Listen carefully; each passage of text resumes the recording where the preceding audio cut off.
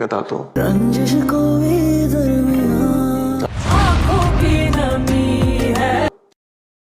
बस दुआ करें मैं जल्दी कर लूं। खुद से नजरें नहीं बता पा रहा, बहुत तकलीफ है दाता। अगर वो मान भी गई ना, मैं तब भी नहीं मानूंगा। कभी जो मंजिल ना आसान, उससे मोहब्बत हुई तो ऐसा लगा खुद से मोहब्बत हो गई। तेरी जिंदगी है, शक्ल नहीं देखना चाहता मैं उसकी अब।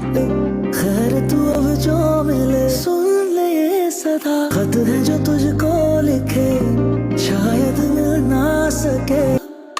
तेरे लिए जी। काम्यार अपनी दादी से कहता है कि अब उसका दिल कभी भी आयरा की तरफ मुड़ नहीं सकता, चाहे वो इसकी तरफ वापस भी लौट आए, लेकिन वो कभी भी उसे माफ़ नहीं करेगा क्योंकि उसने उसके ऊपर एतबार नहीं किया। उसका दिल बहुत ज़्यादा दुखी होता है और वो अंदर से टूट चुका होता है।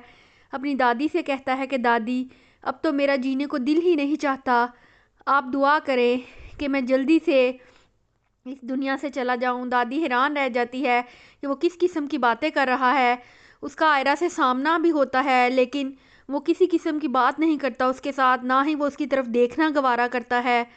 आयरा को भी शर्मिंदगी होती है लेकिन उसे समझ नहीं आ रही होती कि वो क्या करे।